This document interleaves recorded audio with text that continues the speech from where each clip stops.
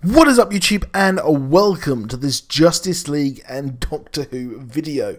So yeah, the lion's share of this video is going to be about the Justice League, but I wanted to discuss that new kind of outfit for the Doctor even. It's kind of a bit weird calling it Doctor Who when that's like the phrase that people say. But Justice League, let's chat Justice League first. So if you're new to the channel, please do slap a like on the video if you enjoyed the video at the end, and subscribe with notifications on so you never miss a video, and slap a like on it if you are hyped for Justice League, which is just, well, it's about a week away now, just almost a week, and I am hyped as hell. But we had a very illuminating interview over on MTV with the cast of the Justice League.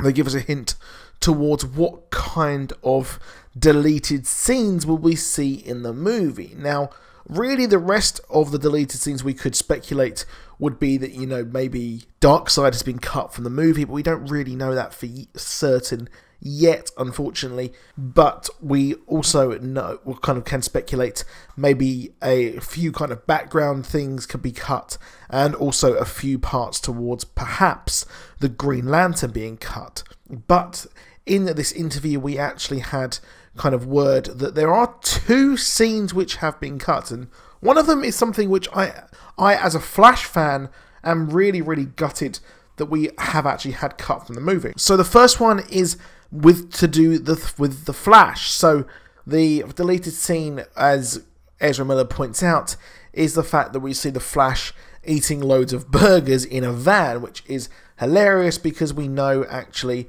from our time on the Flash on CW and also from the comics that the Flash has a really high metabolism, and considering that he runs so fast and runs a lot like he does in, well, all of his media that he's in, that'll obviously create a gigantic energy deficit.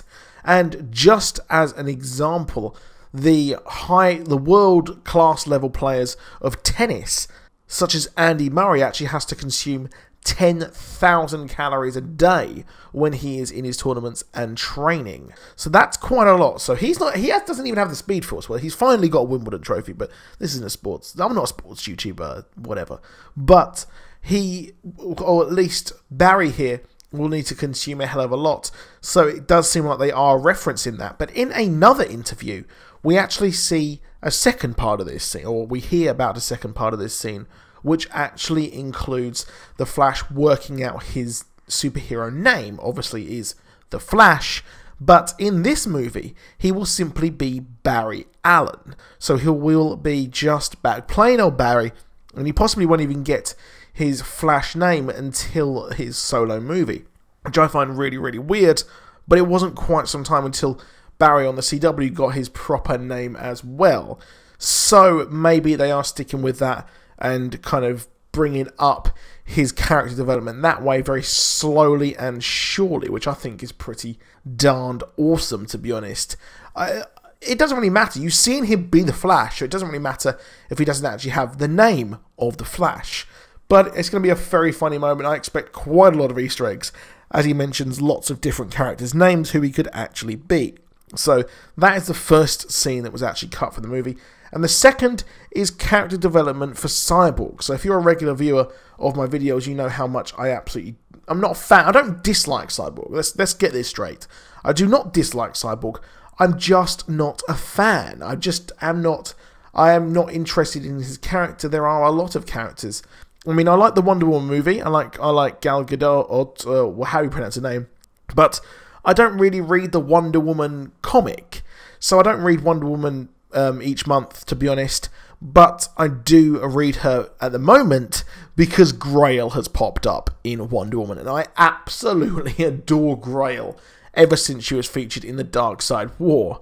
So there are times I pick it up. I mean, I'm really behind on Green Lantern and the Green Lantern Corps, like Hal Jordan and the Green Lantern Corps, but I'm going to read this week's issue because it ties into DC Metal.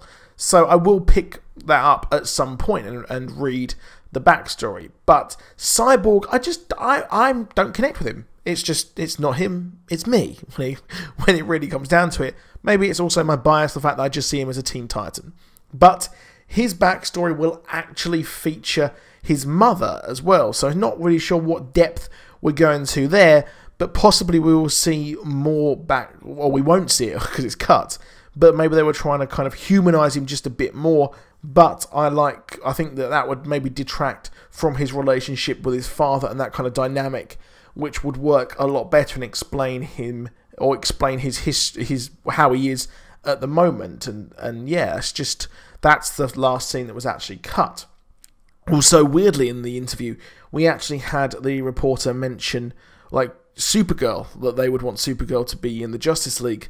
And then what happens is Ben Affleck then kind of playfully notes that, are you following the news? I mean, what news could that actually be? Is that Supergirl the TV show?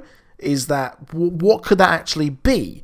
Because there really is no news towards Supergirl actually being in the movie, other than speculation that she could be the one that Alfred was actually talking to. So could he be hinting towards Supergirl? I don't know. I'm not going to make a call on yet. I can't really decide on what he was actually talking about. But lastly for this video, we actually have Doctor Who. So Jodie Whittaker is now the new Doctor. She is taken over from Peter Capaldi. If you didn't know, we've got a female Doctor.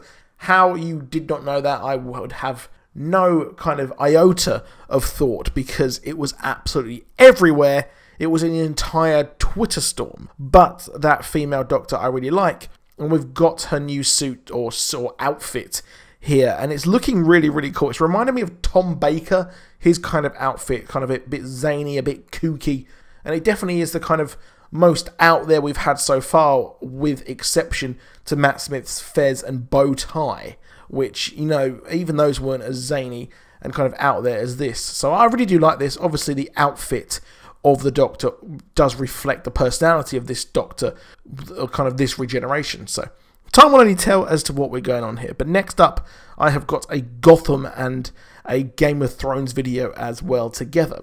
So that is it for this video. Please do drop a like, please subscribe, and I'll see you soon. Goodbye.